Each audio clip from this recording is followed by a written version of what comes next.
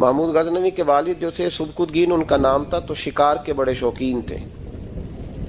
شکار کرنے کے لیے جنگل میں جایا کرتے تھے، کچھ بیچا کرتے تھے، کچھ کھا لیا کرتے تھے. کہتے ایک دن میں صبح گیا، شام تک میں نے شکار ڈھونڈا پر مجھے کوئی چیز نہ ملی.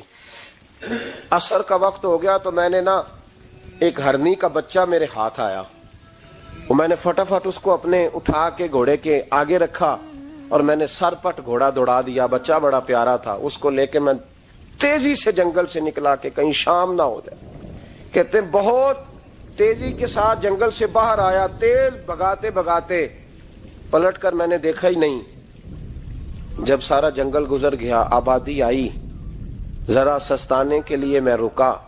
میں نے پلٹ کے دیکھا تو وہ ہرنی جس کا میں بچہ اٹھا کے لایا تھا وہ بھی میرے پیچھے پیچھے بھاگی آ رہی. کہتے میں نے پلٹ کر اس کی طرف دیکھا تو اس جانور کی آنکھوں میں عجیب سی میرے حق میں عجیب سی گزارش تھی، گویا ماں منت کر رہی تھی کہ میرا بیٹا واپس کر دے. کہتے میرا یہی کاروبار تھا، جانور لانا، کچھ بیچنا، کچھ کھانا، شکار کرنا، یہی میرا کاروبار تھا، یہی میرا شغل تھا، یہی میرا شوق تھا. اور صبح سے شام تک ایک بچہ میرے قابو آیا. سبکتگین کہتے ہیں کہ اس ماں کی آنکھوں میں عجیب سا، یہاں تو ہمارے دیہاتی ماحول میں آج بھی یہ رسم پائی جاتی ہے. ناراض ہو گئی اماں، ساری رات وہ بیدار رہی، بچے پالے اس نے. تو سسر صاحب کہتے ہیں پکڑ لو بچے، بھگا دو اس کو.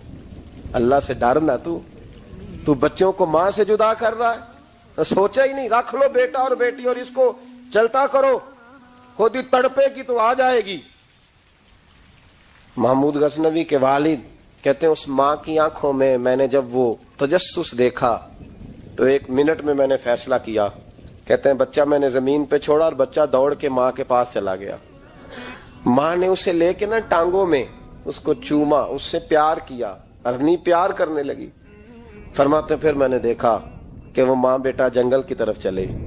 تھوڑا سا آگے جا کے تو وہ ہرنی پھر لوٹ آئی، میری طرف اس نے دیکھا، یوں لگا جیسے میرا شکریہ ادا کر رہی ہے. اور کہتے ہیں اس کی آنکھوں میں نے عجیب سی روشنی دیکھی. وہ تو لوٹ گئی پر جتنا سکون مجھے آج ہوا زندگی میں پہلے کبھی نہیں ہوا تھا. مجھے یوں لگا جیسے وجود کے سارے بوجھ اتر گئے. میں گھر گیا، وضو کیا اور عشاء کی نماز کی نیت. عصر مغرب تو رستے میں ہو گئی، عشاء کی نماز پڑھی تو اتنا لطف سجدے میں آیا جتنا پہلے کبھی نہیں آیا تھا. کہتے اسی وضو میں، عشاء کے وضو میں سو گیا. میری آنکھ لگی تھی کہ مجھے مدینے والے رسول کا دیدار نصیب ہو گیا. محبوب پاک علیہ السلام میری خواب میں آئے اور حضور نے فرمایا تو نے آج اللہ کی مخلوق پہ رحم کیا ہے تو رب نے تجھے اپنی مخلوق کا سربراہ بنانے کا فیصلہ فرما لیا ہے. اب بادشاہیاں تیرے ہاتھ میں آئیں گی، اب تو بادشاہ بنے گا اور اللہ کی مخلوق کو آگے لے کر کے چلے گا، ان کی رہنمائی اور پیشوائی تو کرے گا. تو بھائی اگر بادشاہی لینی ہے تو اس کے لیے تو پیار کرنا ہے. سیاست کے ساتھ تو جب راز کھلیں گے تو محبت سے زیادہ دشمنی بڑھ جائے گی. ڈنڈے کے ساتھ کسی کو اپنے قریب کرو گے تو بڑی جلدی وہ آدمی جیسے ہی پاورفل ہوگا وہ دشمن بنے گا. ایک رحمت ہے، ایک کرم ہے. جب اللہ کی مخلوق پہ کرو گے تو اللہ اپنے بندوں کا، دیکھیں چھوٹی سی تو بات ہے، چھوٹی سی بات ہے کہ وہ ادارے جو انسانوں کی بھلائی کے لیے ہیں. ایک خاتون کے لیے میں ہمیشہ دعا کرتا ہوں. حج کے ایک سفر سے میں واپس لوٹ رہا تھا تو PIA کی ایک بہن ملازمہ، وہ مجھے جب یاد آتی ہے تو میرے دل سے دعا نکلتی ہے. بوڑھے لوگ حج کرنے جاتے ہیں تو میں نے دیکھا کہ وہ خاتون ان کو پکڑ کے لاتی، سیٹ پہ بٹھاتی، بیلٹ نہیں باندھنا آتا تو بیلٹ باندھتی، پھر ان کو پوچھتی کہ آپ کو کوئی تکلیف تو نہیں، اور پھر ان کی زبان میں ان سے گفتگو کرتی اور ان کو سمجھاتی سامان سارا رکھ لیا ہے. اور پھر جب اتر رہے تھے تو وہ دیکھتی کہ بوڑھا کون ہے ان میں سے، کمزور کون ہے، وہ خاص کر اس کے پاس جاتی. میری طبیعت ابھی کی بات ہے، میں جا رہا تھا تو ایک سامنے میرے شخص، تھوڑی دیر پہلے میں راہ والی کی طرف جا رہا تھا تو ایک ساتھی میرے سامنے موٹر سائیکل سے گزر رہا ہے. تو سڑک پہ جتنے لوگ کھڑے تھے انہیں سب کے پاس بریک لگائی، بھائی جانا ہے تو آجو بیٹھ جاؤ. پھر آگے جا کے آؤ بھائی کہاں جانا ہے، ایک آدمی کو بٹھایا تو آگے چھوڑا. اب وہ کر گیا جو اس نے کرنا تھا، ہو گئی بات، لیکن خطبہ جمعہ میں اس کا ذکر ہو رہا ہے، یہاں اس کا ذکر ہو رہا ہے. تو بات تو مختصر سی ہے نا، بات تو چھوٹی سی ہے تو تیرے 2 جملے، ہے تو چھوٹی سی تیری بات کہ تو کہ بابا جی آؤ میں آپ کو سڑک کراس کرا دیتا ہوں, بیٹھ جائے میرے ساتھ, کہاں جانا ہے, تو اتنی لمبی بات نہیں بھائی. لیکن شرط یہ ہے کہ تیری طبیعت میں نرمی ہو, شرط یہ ہے کہ تجھے اللہ کی مخلوق سے پیار ہو, تو ان پہ ترس کھائے, تو ان کے لیے توجہ کے جذبات رکھے, تو تھوڑا سا ان کے ساتھ رویہ اپنا ٹھیک کرے. ہمارے مزاجوں میں سختی, اور دن بدن وہ سختی اتنی بڑھتی چلی جا رہی کہ گھٹن کا ماحول ہے. رسول پاک صلی اللہ علیہ وسلم احساس والے نبی ہیں, اور احساس حضور نے امت کا کیا, احساس والی زندگی گزاری, ہر لمحہ محبوب پریشان رہے. یہ تھوڑا عرصہ پہلے ڈاکٹر ہارون صاحب مسلمان ہوئے ہیں, اور ابھی انہوں نے 2-3 کتابوں کا انگریزی میں ترجمہ کیا ہے, اور بھی کچھ کتابوں پہ وہ کام کر رہے ہیں. ہالینڈ کے رہنے والے ڈاکٹر صاحب ہیں. توجہ ہے میری بات پر آپ عزیزوں؟ ڈاکٹر صاحب کہتے ہیں کہ میں نے یہ سنا تھا کہ مسلمان دہشت گرد ہیں, یہ بم بلاسٹ کرتے. تو میں جہاں لفظ اسلام آتا تھا وہاں سے میں تھوڑا پچ جاتا تھا, پیچھے ہٹ جاتا تھا. لیکن میرے مزاج کے اندر یہ بات شامل تھی کہ میرے اندر اللہ نے بڑا انسانیت کا جذبہ رکھا ہوا تھا. تو میں ایک تنظیم قائم کر رہا تھا. میرا خیال تھا کہ ایک ایسی جماعت بناؤں کہ جو پوری دنیا کے اندر اسلام, توجہ ہے میرے عزیزوں کی, کہتے میرا خیال تھا ایسی جماعت قائم کروں کہ جو پوری دنیا میں لوگوں کی خدمت کرے, اور بغیر امتیاز کے کرے, اسلام والوں کی بھی اور غیر مسلموں کی بھی. لیکن مجھے بڑا دھچکا رہتا تھا کہ مسلمان سخت گیر قوم ہے. میں نے بہت ساری جماعتوں کا منشور اور دستور منگایا, اور میں نے کہا میں اپنی جماعت کا دستور لکھوں گا تو پہلے ذرا سارا میں مطالعہ کر لوں. ڈاکٹروں کا ٹیبل ہوتا ہے, اس کے اوپر شیشہ لگا ہوتا ہے, نیچے وہ جو چیز ضروری ہوتی ہے وہ رکھ لیتے. کہتے ایک مصر کے مولانا صاحب آئے ہوئے تھے ہالینڈ کے دورے پر, اچھی انگریزی جانتے تھے, تو کسی وجہ سے علیل ہو گئے. میرے پاس وہ آئے اور انہوں نے دیکھا کہ میں انسانی حقوق پر کچھ لکھ رہا ہوں, کام کر رہا ہوں. تو وہ دیکھ کر کے مجھے کہنے لگے کہ ڈاکٹر صاحب آپ کوئی تنظیم قائم کر رہے ہیں؟ میں نے کہا ہاں. کہ تم نے ہلکا سا ٹچ دیا, زور نہیں دیا, اور ویسے بھی جو ہلکی بات ہوتی ہے وہ ذرا دل میں جلدی بیٹھ جاتی ہے. کہتے ہیں ہلکا سا ٹچ دیا. کہنے لگے اگر کبھی موقع ملے تو میرے نبی پاک کی بھی سیرت پڑھ کے دیکھیں, بس ہلکی سی بات, اور وہ جملہ چھوڑ گئے. اعلیٰ حضرت فاضل بریلوی علیہ رحمہ نے لکھا ہے ضروری نہیں کہ تم جو کہہ رہے ہو وہ منوا کے اٹھو, لیکن میسج ضرور چھوڑ دیا کرو. جب انسان کے ذہن میں بات ہوتی ہے یہاں سٹاک ہوتا ہے جب بات کا, تو جب وہ کام کرنے لگتا ہے تو ایک دفعہ وہ بات سامنے ضرور آتی ہے. کہہ دیا کرو. انہوں نے کہہ دیا کہ ڈاکٹر صاحب ایک دفعہ حضور کی سیرت بھی پڑھ لیں. کہتے ہیں میرے ذہن میں بات بیٹھ گئی, مصروف آدمی تھا, زیادہ تو نہیں میں مطالعہ کر سکتا تھا, لیکن میں ایک دن 10 منٹ گھر میں ملے تھے تو میں کمپیوٹر پہ بیٹھا, اور میں نے کہا کہ انگریزی میں جو کتابیں حضور سید عالم صلی اللہ علیہ وسلم کی سیرت کی ہیں ان کو ذرا دیکھتا ہوں. تو فرماتے ہیں کہ میں نے نیٹ پہ سرچ کیا, پہلی حدیث آئی اور میں کلمہ پڑھ کے مسلمان ہو گیا. حدیث کہاں ہے؟ سبل الہدی والرشاد میں بھی ہے, کنز العمال میں بھی ہے, مسند احمد میں بھی ہے, ابن اسحاق میں بھی ہے, ابن اشام میں بھی ہے, اور شاید سیرت کی تمام کتابوں میں آپ کو روایت مل جائے. نبی پاک صلی اللہ تعالی علیہ وسلم کی حدیث اور روایت کرتے ہیں حضرت سلمان فارسی رضی اللہ تعالی عنہ, اور ساتھ ہیں سیدنا بلال حبشی رضی اللہ تعالی عنہ. فرماتے ہیں ہم گھر سے نکلے, حضور نے فرمایا ذرا جلدی چلو ایک ضروری کام ہے. فرماتے ہیں بڑی تیزی کے ساتھ آج روٹین سے ہٹ کر محبوب نے تیز تیز قدم مبارک اٹھائے, تیز تیز, اور فرماتے ہیں ایک گلی ہم نے کراس کی, دوسری گلی میں جو پہنچے تو پھٹے پرانے کپڑے, سادی سی بی بی, اور حالت بتاتی تھی کہ بیچاری کسی غریب گھر کی ہے. وہ سڑک پہ کھڑی تھی اور رو رہی تھی. میرے کریم رسول نے فرمایا بلال اسے پوچھو کیا مسئلہ ہے, کیوں روتی ہے؟ تو حضرت سلمان عرض کرتے ہیں میں نے کہا حضور میں پوچھ لیتا ہوں, آپ جائیے, کام بڑا ضروری ہے جو نکلیں, میں معلومات کرتا ہوں. تو محبوب نے فرمایا نہیں, اس کے آنسو پوچھنے سے ضروری کوئی کام بھی نہیں, پہلے اس کی داد رسی ہوگی, اسے پہلے پوچھا جائے گا. روتے نہیں رہتے لوگ گھروں میں, لوگ گزر نہیں جاتے چپ کر کے. کتنے لوگ تڑپتے ہیں، کون احساس کرتا ہے؟ نبی پاک سید عالم صلی اللہ علیہ وسلم رکے اور اس خاتون سے پوچھا کیا بات ہے؟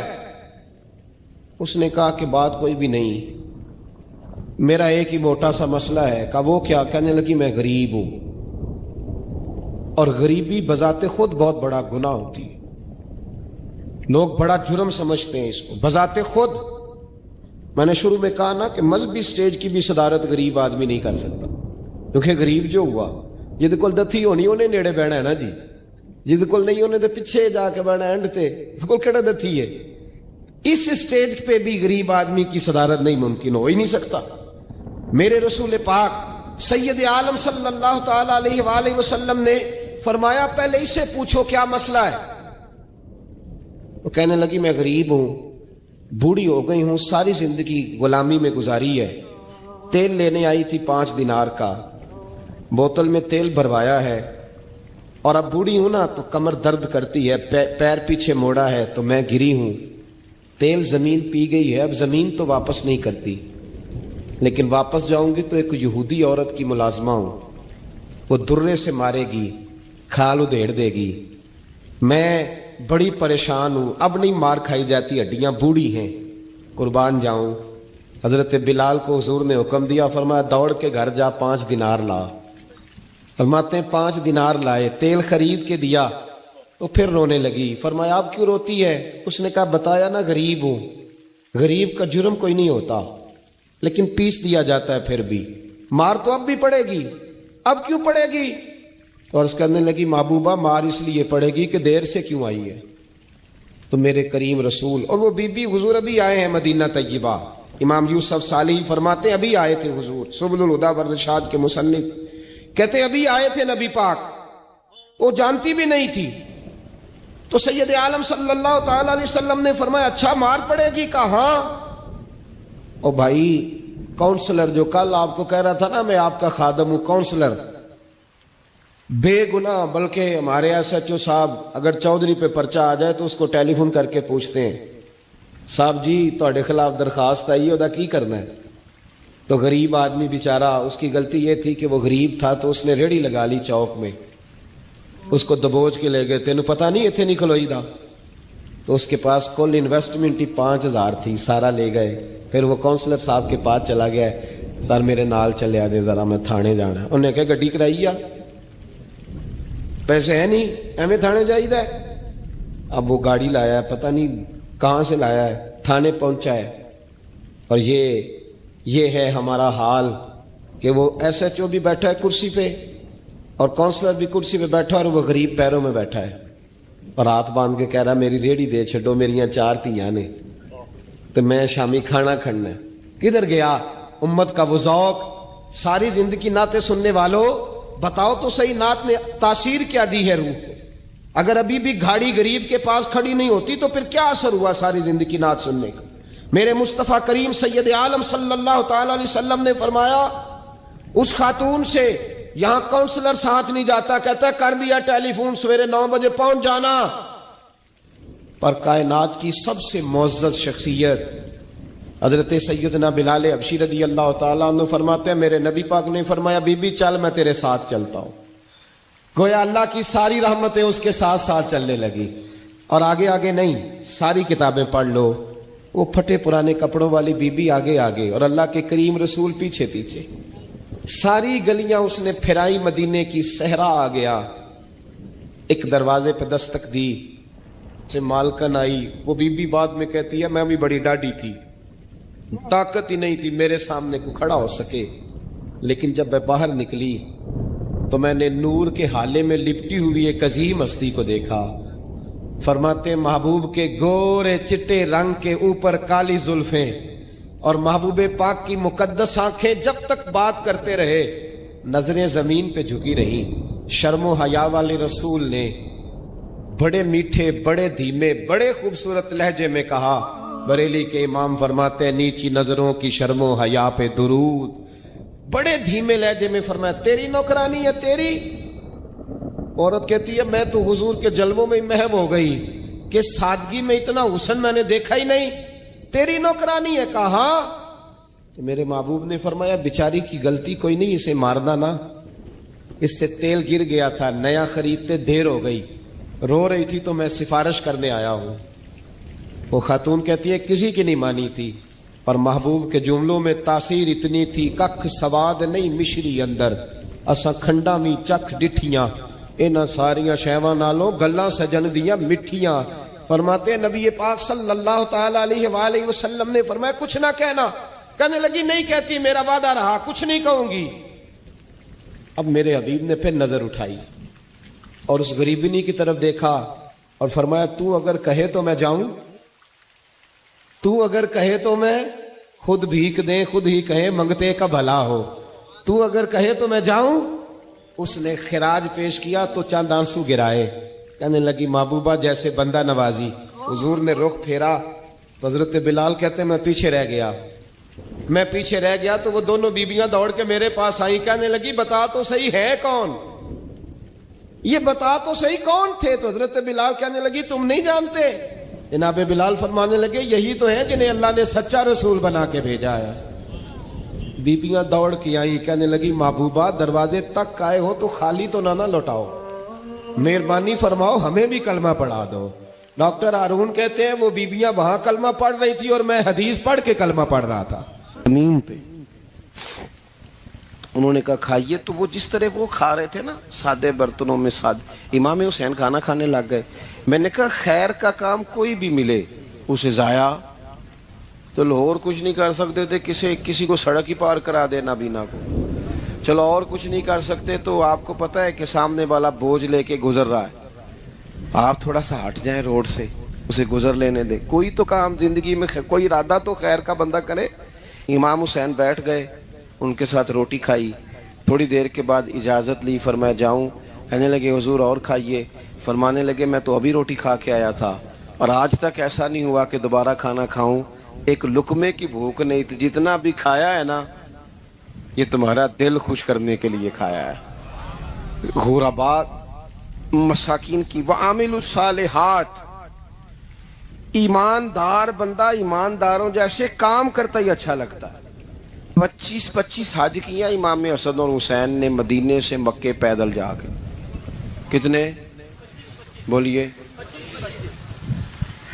میں کہتا ہوں چلو ہم باجماعت نماز ہی پڑھ لیا کریں، چلیں حضور صلی اللہ علیہ وسلم نے فرمایا فجر کی نماز پڑھ کے بیٹھ جاؤ، اشراق چاش تک اللہ کا ذکر کرو، 2 نفل اشراق کے 2 چاشت کے پڑھ لو، اللہ 2 حج اور 2 عمرے کا ثواب عطا کر دے گا۔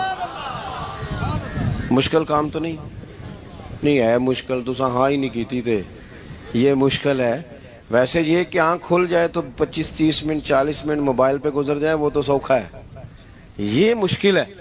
دوستو نیک اعمال ان پر کوشش، اہل بیت نے ہمیں سبق یہ پڑھایا ہے، حضور کے اصحاب نے ہمیں سبق یہ پڑھایا۔ تیسری بات فرمایا وَتَوَاصَوْا بِالْحَقِّ،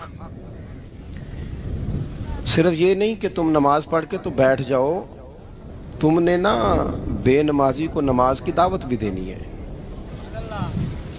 مظلوم پر ظلم ہوتا رہے اور کونے میں چپ کر کے بیٹھے نہیں رہنا، بلکہ اگر ہاتھ پکڑا جا سکتا ہے تو ظالم کا ہاتھ پکڑنا ہے۔ نبی پاک علیہ الصلوۃ والسلام نے فرمایا اپنے بھائی کی مدد کرو چاہے وہ ظالم ہو یا مظلوم ہو، بھائی کی مدد کرو چاہے ظالم ہو یا مظلوم ہو۔ تو صحابہ نے عرض کی یا رسول اللہ صلی اللہ تعالی علیہ وسلم یہ مظلوم کی مدد تو سمجھ میں آتی ہے، یہ ظالم کی مدد کیسے کریں؟ نہیں سمجھ آ رہی ہے آپ کو بات کی؟ یا رسول اللہ صلی اللہ تعالی علیہ وسلم مظلوم کے ساتھ کھڑا ہونا تو ہماری عقل میں آ گیا، تو ظالم کی مدد کیسے کرنی ہے؟ تو نبی پاک صلی اللہ تعالی علیہ وسلم نے فرمایا ظالم کو ظلم کرنے سے روک دو، تم نے اس کی مدد کر دی، اسے باز کرو۔ لیکن ہم تو اتنی جرت ہی نہیں رکھتے بدی کو بدی کہنے کی، اتنی طاقت ہی نہیں ہوتی، جھوٹ کو جھوٹ کہنے کی ہمت۔ ہمارے گھر میں سارا کچھ ہو رہا ہوتا ہے، ہمیں پتہ ہوتا ہے کہ فلاں جگہ پہ ہمارا قبیلہ ہماری برادری غلط ہے، پر اتنی جرت کرتے ہم سچ بولتے ضرور ہیں پر دوسروں کے بارے میں، اپنے بارے میں سچ بولنے کو تیار نہیں ہوتے جرت کا مظاہرہ کریں. زندگی میں حق کو حق کہنا سیکھیں, غلط کو غلط کہنا سیکھیں, جھوٹ کو جھوٹ کہیں, بدی کو بدی کہیں, سچائی کا ساتھ دیں ہمیشہ. ہم نے جب تک دیکھو نا ظلم ہوتا رہے, زیادتی ہوتی رہے, اپنا دروازہ اندر سے بند کر لو, پتر باہر نہ جانا. کیوں جی؟ باہر اس پہ ظلم ہو رہا ہے, ان کے گھر آگ لگی ہے, کوئی ہمارے گھر تو نہیں نہ لگی. یاد رکھنا, پڑوسیوں کی آگ نہ بجھاؤ گے تو اپنے گھر بھی آ جائے گی. اگر مظلوم کا ہاتھ نہیں پکڑو گے تو ظالم دلیر ہو جائے گا. اور ہمارے جتنے بھی بزرگ گزرے انہوں نے ظالموں کو ظالم کہا. امام احمد بن حنبل نے جیل کاٹی, امام اعظم ابو حنیفہ نے جیل کاٹی. آج کا لوگ کہتے ہیں مولانا صاحب آپ نے نا جناب غلط کو غلط نہیں کہنا, سیاست کی بات نہیں کرنی. کیوں جی؟ کس لیے نہیں کرنی؟ سیاست تو تدبیر کا نام ہے. بنو اسرائیل میں جتنی بھی تدبیر ہوتی تھی وہ سارے انبیاء کیا کرتے تھے. کیوں نہ بات کریں؟ یہ جن کرسیوں پہ آج تم نے ظالموں جابروں کو بٹھایا, یہ کرسی تو حضرت ابوبکر صدیق جیسے لوگوں کی ہے, یہ تو حضرت عمر جیسے لوگوں کی سیٹ ہے, حضرت عثمان غنی جیسے لوگوں کا کام ہے, مولا علی جیسے لوگوں کا کام ہے. غلط جگہوں پہ غلط لوگ بٹھا دیے اور پھر جھوٹے کو جھوٹا بھی نہ کہیں, ظالم کو ظالم بھی نہ کہیں. ہم سے نہ رقم ہوں گے قصیدے یزید کے, کیونکہ ہم لوگ تو حسین کے سیرت نگار ہیں. یہ کیا بات ہوئی؟ آپ سچی بات ہی نہ کریں, کلمہ حق کہیں, ہمیشہ کھری بات کہیں, سچی, گرچہ اپنا نقصان ہو. حق کے ساتھ کھڑے ہونا سیکھیں. وتواصوا بالحق. ساری آسانی تھی, امام حسین کو کوئی مسئلہ نہیں تھا, آرام سے بیٹھے تھے. آج کتنے موجوں میں بیٹھے ہیں, پیر صاحبان, مولوی صاحبان, خطیب صاحبان, سیاستدان, وڈیرے, موج لگی ہوئی ہے. کسی کو کچھ نہیں کہنا, کچھ کہیں گے تو پھر بندے مخالفت کریں گے. تو امام حسین مسجد نبی میں جمعہ پڑھاتے تھے, چپ کر کے بیٹھے رہتے. حضور سید عالم علیہ السلام کے مزار انور کے پاس بیٹھے تھے, بیٹھے رہتے. لیکن امام حسین نے فرمایا ظالم حکمران بنے تو وہ قوموں کو تکلیف دیتے ہیں, وہ ملی نقصان کرتے ہیں, وہ امت کا چہرہ مہرہ بگاڑ کے رکھ دیتے ہیں. لہذا کھڑے ہونا پڑتا ہے, کلمہ حق کہنا پڑتا ہے, الہے کلمت الحق کے لیے نکلنا پڑتا ہے. آپ اپنی زندگی کے اندر سچی بات کرنا سیکھیں. الیکشن کے دن آ گئے, میرے ایک بڑے محبت والے ساتھی تھے, وہ آ گئے ووٹ کے لیے. ویسے بھی یہ جو بیماری ہمارے ملک میں نا جی, ہمارے ہاں حکمران بعضوں کا کہتے ہیں اوے ہو جی جمہوریت بڑی ضروری ہے. وہ بھی کس مصیبت کا نام ہے جمہوریت؟ اقبال تو کہتے ہیں کہ یہ وہ چیز ہے کہ جس میں پتہ ہی کوئی نہیں ہوتا, پڑھے لکھے ان پڑھ کا, چھوٹے اور بڑے کا, سیانے اور بیوقوف کا. جمہوریت وہ طرز حکومت ہے کہ جس میں بندوں کو گنا کرتے ہیں تولا نہیں کرتے.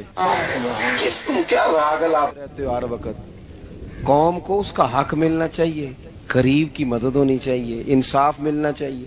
باقی یہ تمہاری کہانیاں ہیں ڈکٹیٹرشپ اور جمہوریت, اور ہمیں تمہاری سمجھ بھی نہیں آتی. ہر ڈکٹیٹر کے ساتھ ہوتے ہو, باتیں جمہوریت کی کرتے ہو, جہاں تمہارا دل کرتا کھڑے رہتے ہو. ہمیں تو کوئی اس سے غرض نہیں, کام ہونا چاہیے. بلکہ جو لوگ قوت نافذہ رکھتے ہیں انہیں سمجھنا چاہیے کہ ملک کی بھاگ دوڑ ہمیشہ مضبوط ہاتھوں میں رہے, اور وہ اس طرح کا نظام وضع کریں, مل بیٹھیں سارے ادارے کہ غریب کی سنی جائے.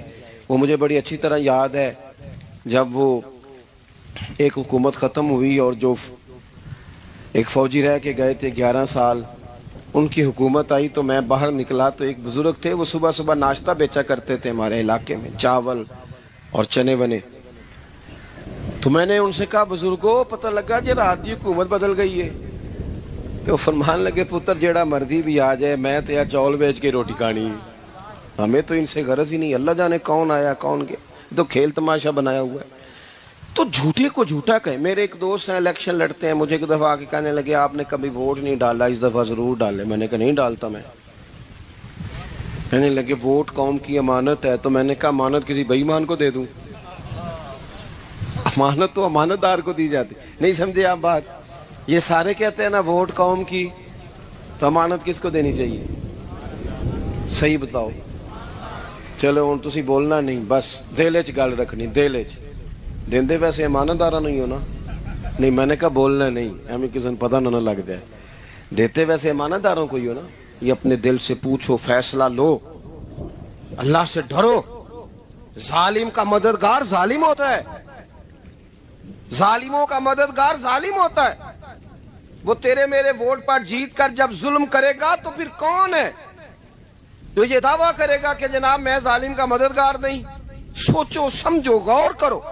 عزیز بھائی, امام حسین رضی اللہ تعالیٰ عنہ نے فرمایا سچ کو سچ کہیں گے, جھوٹ کو جھوٹ کہیں گے. یہ نہیں ہو سکتا کہ جناب ظلم ہوتا رہے اور چپ رہے. اور یہ سبق کہاں سے پڑھا انہوں نے؟ مولا علی شیر خدا سے. ہم تو اپنے بچوں کہتے ہیں نا باہر ظلم ہو رہا ہے, تو پتر تو نہ باہر جانا, ہماری نہیں لڑائی. لیکن جب حضرت عثمان غنی رضی اللہ تعالیٰ عنہ پر بلوائیوں نے حملہ کیا نا, تو چونکہ حضرت عثمان غنی خالو تھے امام حسن اور حسین کے, حضرت عثمان خالو ہیں, سگے خالو ہیں, تو حضرت مولا علی شیر خدا نے یہ نہیں کہا کہ پتر اتنے بندے آ گئے ہیں, تلواریں ہیں, محاصرہ ہے, باہر نہ نکلنا, بلکہ حضرت مولا علی نے خود اپنے دونوں بیٹوں کو تلواریں پکڑائیں اور حضرت عثمان غنی کے دروازے پہ کھڑا کر کے کہا پتر خیال رکھنا تمہارے ہوتے ہوئے کوئی بھی شخص حضرت عثمان غنی کا دروازہ نہ کراس کر پائے. خود اپنے بچوں کو, ہر جنگ میں حضرت علی ساتھ لے کے جاتے تھے. ہم تو بچوں کو دلیری سکھاتے ہی نہیں, بزدل. اور کچھ ہمیں بابے مل گئے, وہ کہندے ہیں منڈے نو سایا ہے. میں کہ بابے نو آپ سایا ہے, انہوں بھی کرو دم کراؤ, اس کو نظری سایہ آتا ہے. کیسے نادانوں سے پالا پڑ گیا. کیا ہوتا ہے وہ سایہ؟ اچھے بھلے سیانے نوجوان بتی بند کر کے اندر لیٹا ہوا بچہ ہے, بابے نو بابا کہہ گیا انہوں سایہ ہے. بابا کہڑا کہہ گیا جیڑا باہر روٹی لین آیا سی, بیٹی پہنچی سرکار ہوندی تے ٹکر ہی گھر کھا لیندی. لوگوں کے قسمت کا حال بتاتا ہے, اپنی اتنی خراب ہے کہ مانگتا پھرتا ہے. کیا مذاق بنایا ہم نے اپنے ساتھ. تھوڑے سمجھدار ہو جائیں, ہر بندے کی بات کا اثر قبول نہ کیا کر. مومن کے پاس طاقتیں ہوتی ہیں, جو جدھر لگاتا ہے چپ کر کے لگ جاتے ہو. ان الذین قالوا ربنا اللہ ثم استقاموا تتنزل علیہم الملائکہ. اللہ کہتا ہے تو ڈٹنا سیکھ, رب کا نام لے کے ڈٹ جا, رب تیری مدد کے لیے فرشتے بھی نازل کر دے گا. کھڑے ہونا سیکھیں, جس کا جو من آتا ہے وہ تباہی کر کے گزر جاتا ہے, بالکل قطعاً نہیں.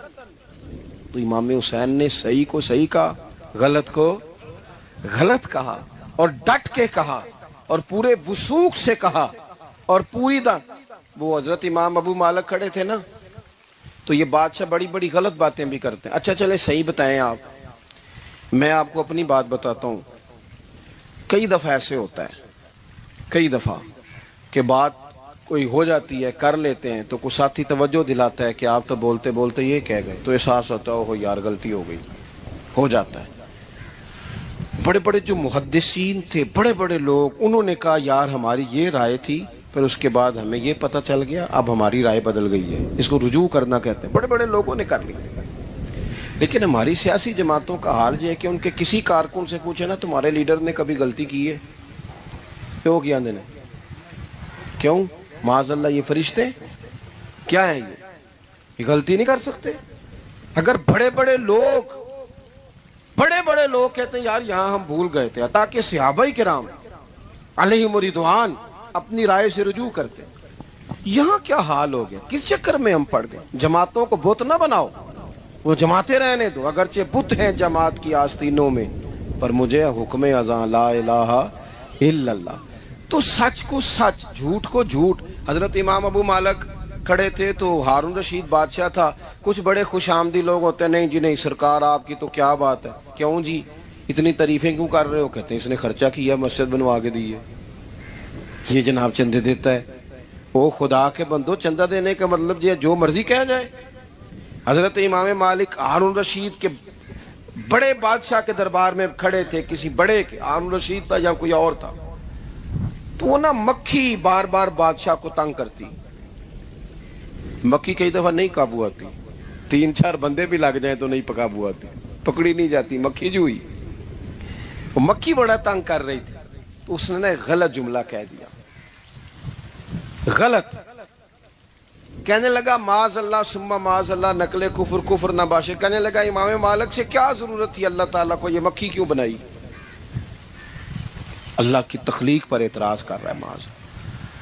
اب خوش آمدی کو بندہ ہوتا تو کہتا جی وہ مسئلہ یہ ہے جی، وہ اصل بات یہ ہے جی، آپ بیٹھیں جی، ٹھنڈے دماغ سے سمجھاتا ہوں. لیکن وہ نشے میں چور ہے نا، تخت پہ بیٹھا ہے، سخت بات کر دی کہ کیوں بنائی مکھی. تو امام صاحب اٹھ کے کھڑے ہو گئے، ہاتھ میں چھڑی پکڑی تھی، زور سے زمین پہ ماری، فرمانے لگے یہ مکھی نا اللہ نے تیرے جیسے لوگوں کا غرور توڑنے کے لیے بنائی ہے کہ سنبھالی تو تم سے مکھی بھی نہیں جاتی تو دعوے بڑے کرتے ہو. یہ تیرے جیسے بندوں کا غرور توڑنے کو بنائی ہے. چپ کر گیا، کہنے لگا حضور غلطی ہو گئی تھی، آئندہ نہیں کروں گا. تو آپ جب جھوٹ کو جھوٹ کہتے ہیں اور سچ کو سچ کہتے ہیں، حق کی تعریف کرتے ہیں، باطل کو بیان کرتے ہیں، پھر لوگ مخالفت کرتے ہیں. اب جب لوگ مخالفت کریں گے پھر تکلیف آئے گی. تکلیفیں بڑی سونی ہوتی ہیں. جب تکلیف آئے تو رب کہتا ہے وَتَوَاصَوْا بِالصَّبْرِ، اب ایک دوسرے کو صبر کی نصیحت کرو. یہ جب دکھ آتے ہیں نا، دکھ بندے کو نرم کر دیتے ہیں. بیماری نفسانی خواہشات کو ختم کر دیتی ہے. بیمار بندہ، اس کا کسی غلطی کی طرف دھیان ہی نہیں جاتا، وہ پورا جڑ جاتا ہے اپنے رب سے، اس کے اندر سے نفسانی خواہشات ختم ہو جاتا.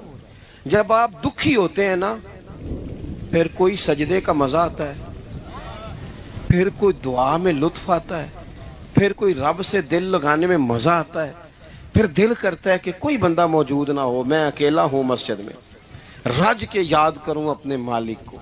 جب آپ صبر کرتے ہیں، قرآن پاک میں نا کم و بیش کوئی 99 کے قریب 90 سے زیادہ مرتبہ صبر کا ذکر ہے، اور محدثین نے تصریح کی ہے کہ کوئی 500 کے لگ بھگ حدیث پاک میں صبر کا ذکر ہے. حوصلے سے، صبر سے. وَتَوَاصَوْا بِالصَّبْرِ، صبر بندہ کر کے دکھائے، اس کے اندر حوصلہ ہو، دلیری ہو. ہم نہ جلد باز ہو جاتے ہیں.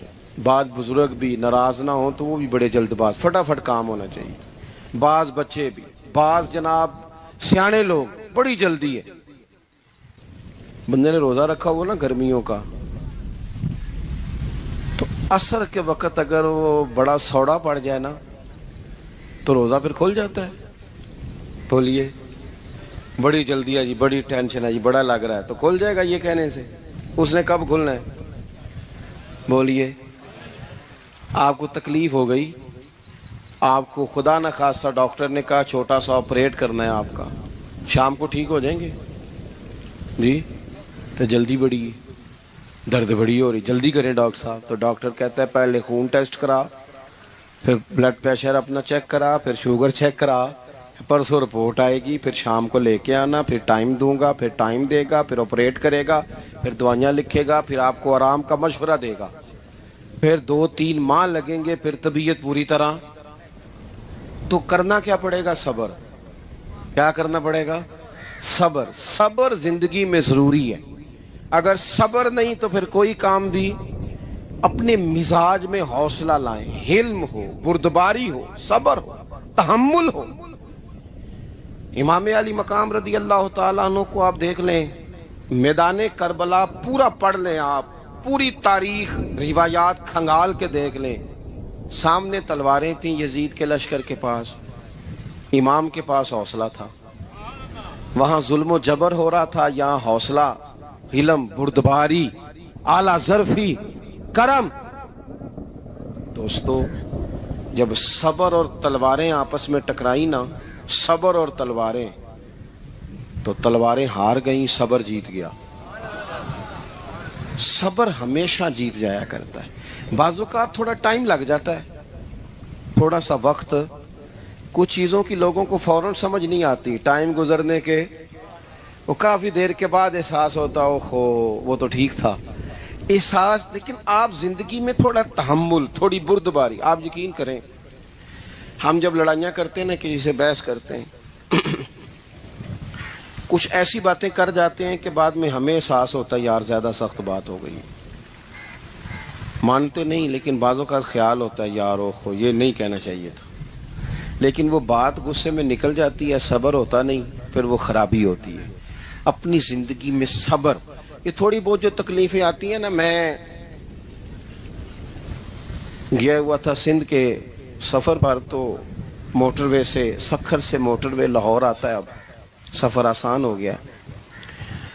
تو میں نے اپنے ڈرائیور سے کہا لو میاں اب سہولت ہو گئی تمہیں, اب تو سارا موٹر وے لاہور تک آسان ہو گیا. تو مجھے کہنے لگا نہیں حضرت صاحب یہ مشکل ہے. میں نے کہا جی کیوں؟ کہنے لگے نیند آنے لگ جاتی ہے.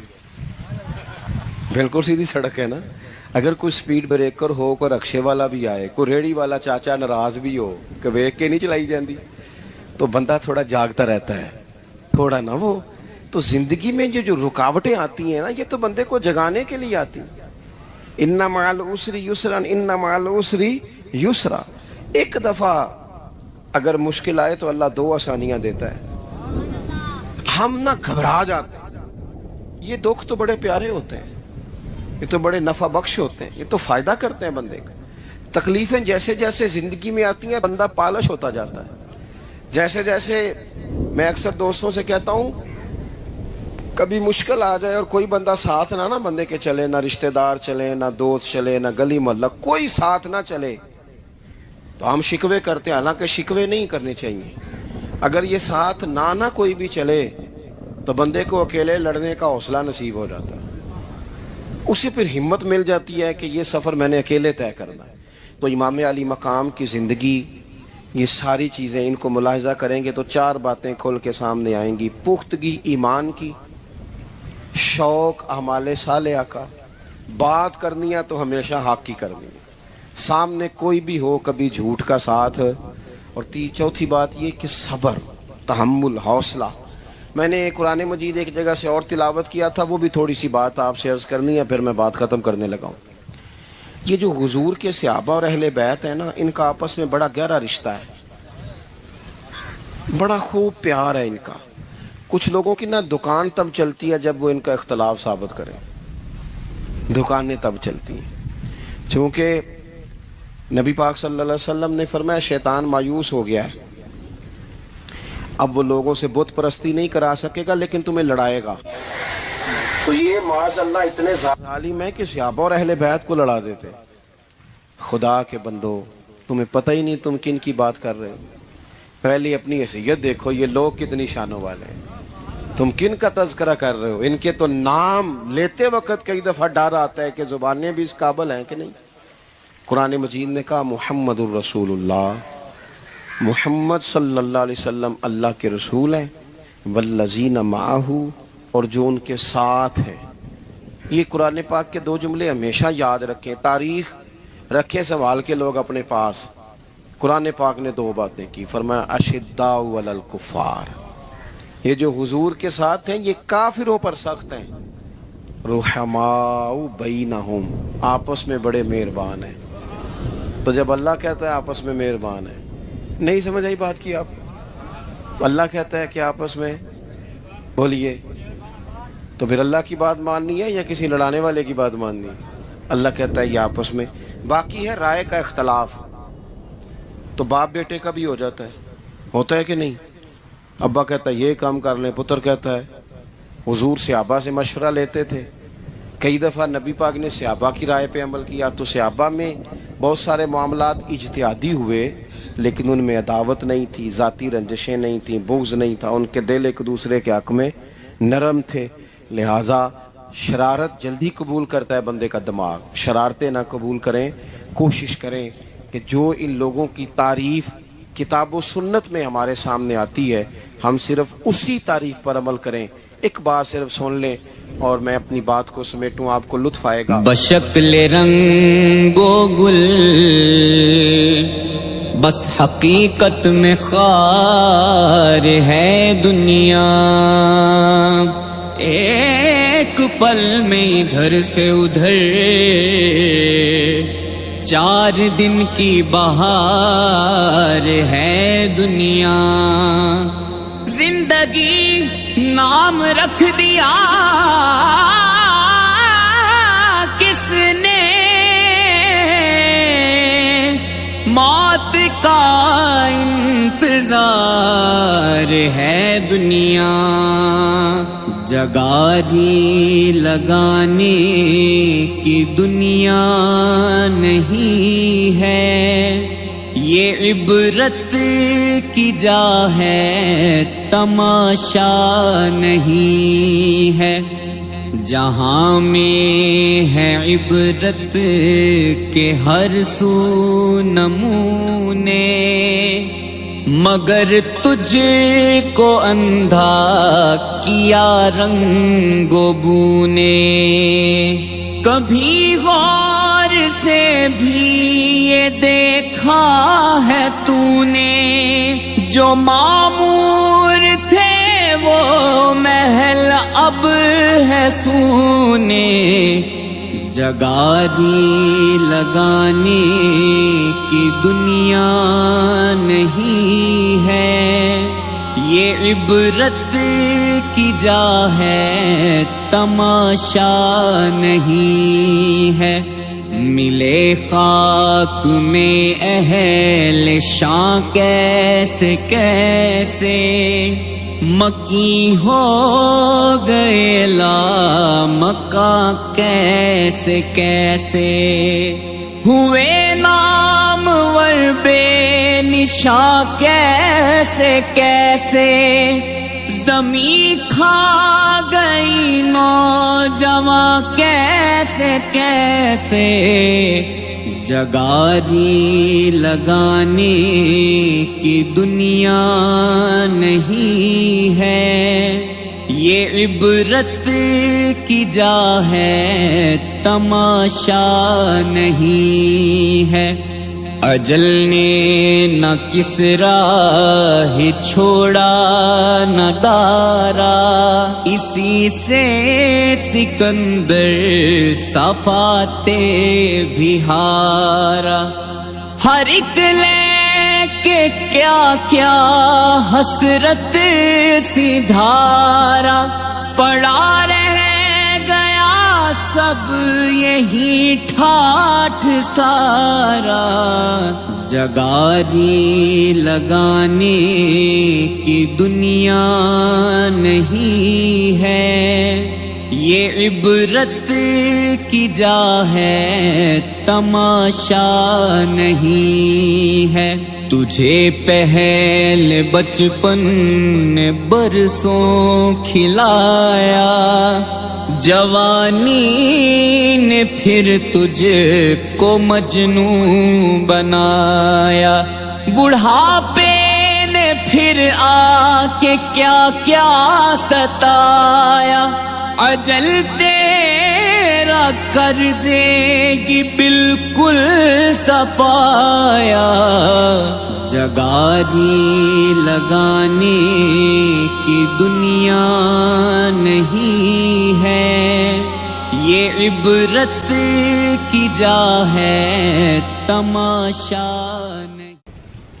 تمام صحابہ حضور کے گرد بیٹھے تھے، اور جہاں سب لوگ بیٹھے تھے وہاں جگہ ذرا کم تھی۔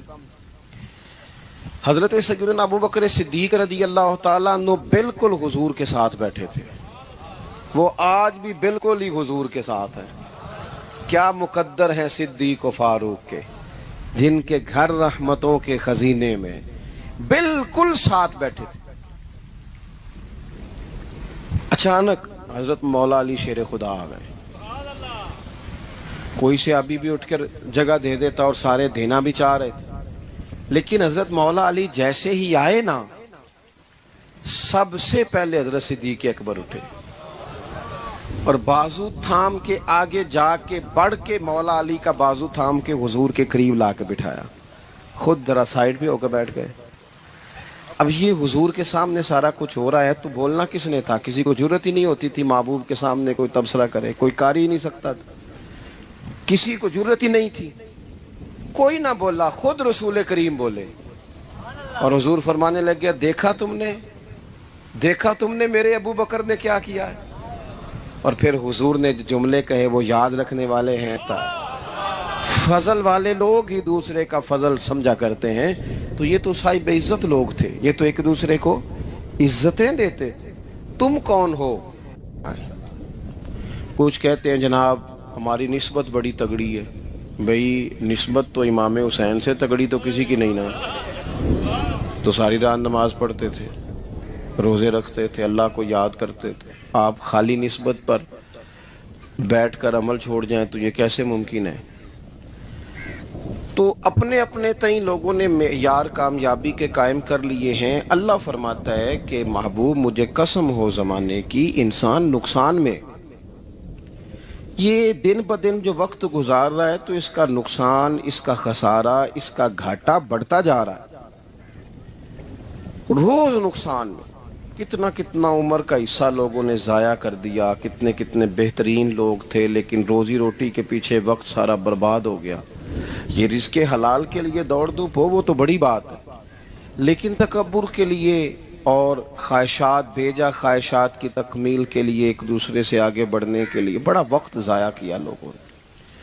اچھا، کوئی بھی نہیں جیتا، خاندانوں میں بھی کوئی نہیں جیتا، برادریوں میں بھی کوئی نہیں جیتا، پر لڑائی ساری زندگی کی ہے، میں نے آگے گزرنا، میں نے آگے، حالانکہ کوئی کسی کو جیتنے دیتا ہی نہیں۔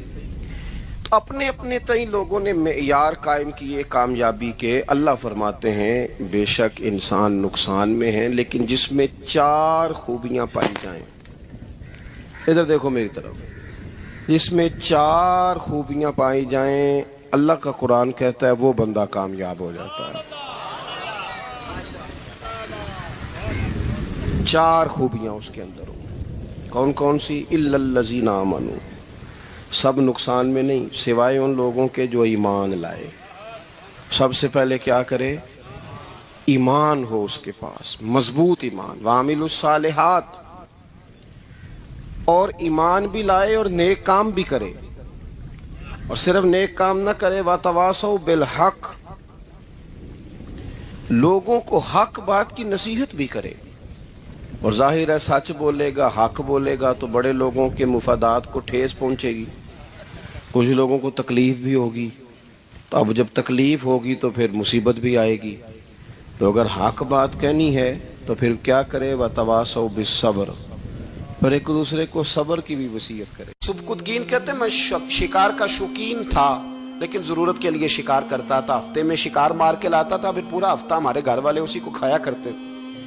فرماتے ہیں کہ میں تنخواہ تھوڑی لیتا تھا اپنے آقا سے، محمود غزنوی کے والد سبکتگین، کہ میں بھئی ہفتے میں ایک دن شکار کرنے جاؤں گا۔ کہتے ایک دن میں جنگل میں شکار کرنے گیا تو کچھ جانور کم نظر آئے، صبح سے لے کر میں گھومنے لگا، عصر کا وقت ہو گیا، کوئی شکار نہ ملا۔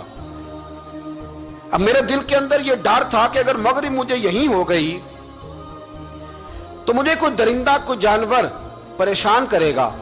اسی پریشانی کے عالم میں میں دائیں بائیں دیکھ رہا تھا کہ ہرنی کا ایک بچہ مجھے نظر آیا۔ میں نے جھٹ سے وہ ہرنی کا بچہ ہی اٹھا لیا کہ آج یہی شکار کروں گا۔ کہتے ہیں میں نے اسے گھوڑے کے آگے رکھا، اپنے آگے گردن کی جانب، اور میں نے گھوڑے کی لگامیں اس تیزی سے گھمائی کہ سر پٹ گھوڑا دوڑایا تاکہ مغرب سے قبل میں شہر میں پہنچ جاؤں، یہ جنگل کا علاقہ گزر جائے۔ کہتے ہیں میں بڑی گرمی تھی، بڑی پیاس لگی، پر پانی نہ پیا نہ گھوڑے کو پلایا، سر پٹ دوڑایا اس ڈر سے کہ کہیں ایسا نہ ہو کہ میں جنگل میں مجھے شام ہو جائے۔ کہتے ہیں جب میں شہر سے باہر پہنچ گیا تو مغرب کا وقت بھی شروع ہو گیا۔ کہتے ہیں ابھی میں پہنچا ہی تھا، میں نے وہاں گھوڑے کو روکا، خود بھی پانی پیا، جانور کو بھی پلایا۔ کہتے ہیں ذرا میں نے آنکھ اٹھا کے دیکھا تو جس ہرنی کا میں بچہ لایا تھا وہ بھی دوڑتی ہوئی میرے پیچھے آ گئی۔ کہتے ہیں وہ پیچھے میرے کھڑی ہے، پتہ نہیں کہاں سے بیچاری دوڑی، میرا تو گھوڑا تھا اور میں نے تو سانس بھی نہیں لیا۔ 1.5 گھنٹہ 2 گھنٹے میں بھگاتا لایا اس جلدی میں کہ باہر آنا ہے۔ کہتے ہیں پلٹ کے دیکھا تو اس کی سانس پھولی ہوئی ہرنی کی اور للچائی نظروں سے مجھے دیکھ رہی ہے۔ دل کے ایک کونے سے آواز آئی کہ آج تو 2 شکار ہو گئے، بچہ تو پکڑا ہی، اس کی ماں کو بھی قابو کرتا ہوں تاکہ ڈبل شکار ہاتھ آئے گا۔ کہتے ہیں پھر اندر سے میرا درد بولا، اندر سے میرا رحم بولا کہ ایک ماں اپنا بچہ لینے آئی ہے، اور اس طرح تو اسے تکلیف نہیں دی جا سکتی کہ اسے بلیک میل کر کے ماں کو بھی رکھ لیا جائے۔ کہتے ہیں جب میں نے اس ہرنی کی طرف دیکھا تو اس کی نظروں میں سوال تھا، اس کی نظروں کے اندر سوال تھا، کچھ مانگ رہی تھی۔ کہتے ہیں میں نے اس بچے کی پشت پر ہاتھ پھیرا، پھر میں نے بچہ چھوڑ دیا۔ کہتے ہیں اس نے پہلے بچے کو بازوؤں میں لیا، پھر اپنی زبان سے اپنا بچہ چاٹنے لگی۔ کہتے ہیں پھر وہ جب جنگل کی طرف جانے لگی تو ایک دفعہ اس نے میری طرف دیکھا، دوسری دفعہ اس نے آسمان کی طرف دیکھا۔ زندگی میں مجھے اتنا سکون کبھی نہیں آیا تھا جتنا آج آیا۔ کہتے ہیں میں گھر گیا، عشاء کی نماز پڑھی، باوضو میں بستر پہ لیٹ گیا लोगों मेरे नसीब देखो, मुझे मदीने वाले महबूब का दीदार नसीब हुआ। रसूल करीम अलैहिस्सलाम मेरी ख्वाब में आए, मैं रोने लगा, घर महक उठा, फूल खिलने लगे, खुशबुएं बिखरने लगी। कहते महबूब करीम तशरीफ लाए और क्या खूबसूरत जुमला है। महबूब फरमाने लगे, ओ सुबकुतगीन, अगर तुझे बादशाह बना दिया जाए तो इंसानों के साथ भी इसी तरह रहम करेगा ना जिस तरह आज हरनी के साथ किया है। अगर तुझे बादशाह बनाया जाए तो रवैया यही रखेगा या बदल जाएगा। कहता मैं रो पड़ा, मैंने कहा यार रसूलल्लाह, मैं तो गुलाम बनने के भी काबिल नहीं, तो बादशाह कैसे बनूंगा। फरमाया तेरी आज की अदा बड़ी पसंद आई है, अर्श के मालिक ने तुझे बादशाह बनाने का फैसला कर लिया। तेरी ये अदा बड़ी भाई है, बड़ी पसंद आई। फरमाते एक हरनी के बच्चे पे रहम खाया था, रब करीम ने मुझे बादशाही अता फरमा दी। हम ना सियासत से बादशाही लेना चाहते हैं, सियासतदानों के अपनी जेब से इश्तिहार छपवा के बादशाही लेना चाहते हैं, डेरा बना के बादशाही लेना, ना ना ना। बादशाही तो रहम करने से मिलती, बादशाही तो शफकत करने से मिलती, बादशाहियां तो अल्लाह की मखलूक से प्यार करने से मिलती।